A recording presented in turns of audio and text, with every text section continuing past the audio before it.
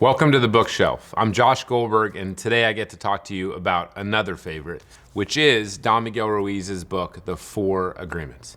And this is a beautiful book. In some respects, it's a simple book, but the ideas in it are very difficult, as with all of these things, to practice in reality. So let's talk about what the four agreements are that Don Miguel Ruiz talks about come from sort of ancient wisdom. The first is to be impeccable with your word. And what he's talking about there is really connects back to me to this notion of being able to respond rather than react to life. Because usually what happens in life is that asshole meets asshole. You know, someone is having a bad day and saying the wrong thing and they say something and it hurts you, and then we react in kind. And essentially we are doing what they are doing and they are pulling us downward into feeding the evil wolf. And when I think about being impeccable with your word, it's this idea of being able to take a beat in life, being able to respond instead of react, being able to take a moment to reflect on what we want to do. I also think that it has to do with this subject of gossip and negativity and toxicity. What is it that we are putting into the world? Right? What are we putting into the world? Are we, bad-mouthing, whether it's someone famous that we heard some story about, Kanye West, or it's somebody in our friends group, or it's somebody else? Are we talking poorly about other people? Or are we not doing that, right? Are we focused on the positive things in our life? If you remember that 80% of our thoughts are negative and 20% are positive, which of those two piles are you looking at for content, for conversations, social media posts, and the rest of it? The second, this is a dandy, don't take anything personally. Don't take anything personally. By nature, as a human being, when things happen, we generally believe that they happen to us. But if we realize that that's not the case, right? Things are happening and then we are interpreting those in particular ways. If we can find mechanisms in our life, again, this is where being able to respond and not react to life is so important. This is where having people and practices that help to shift our perspective is so important because it allows us to depersonalize things. Yes, these things happen in our lives, and we get the opportunity with some space to reflect upon those. We can change the angle through how we view them. And when we think about the story of the Hanoi Hilton and what made them successful, it was their belief that things were external, not personal. They asked the question, why, not why me? That's the second of these four agreements. Again, I told you it ain't easy, but it's definitely worth doing. The third is the idea of not making assumptions. We talk about the importance of curiosity, right? Albert Einstein's quote is a favorite of ours. I have no special talents, I'm only passionately curious. And the opposite of curiosity, the opposite of wanting to know, of asking, of trying to reflect, is judgment, right? Those are the two sides of that coin. And when we judge, we assume. As my 8th grade basketball coach, and I don't know why my 8th grade basketball coach decided that this is part of a basketball lesson, but he would always say that making assumptions makes an ass out of you and me. And the idea is we assume that we understand other people's intent.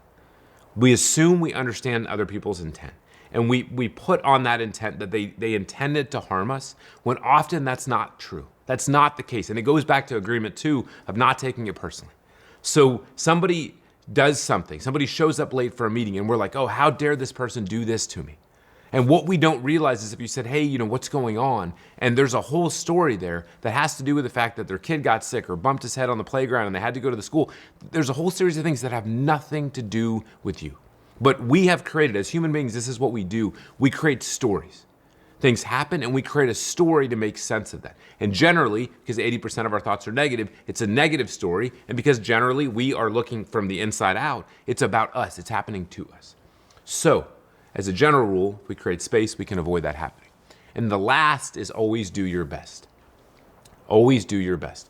That applies to the 3 agreements that we've already talked about, right? To be impeccable with your word, not taking things personally, and not making assumptions.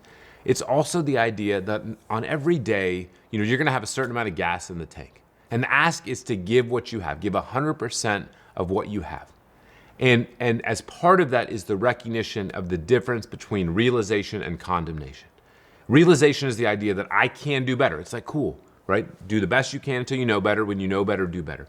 Condemnation is I did something where I felt short, or I violated these 3 agreements or 4 agreements, and we judge ourselves and we feel shame and we withdraw.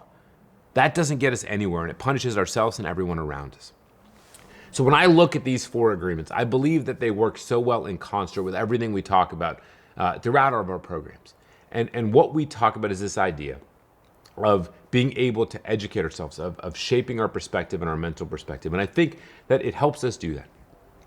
If we can create and regulate ourselves, if we can have a dimmer switch on ourselves, we have the ability to apply these agreements into our lives.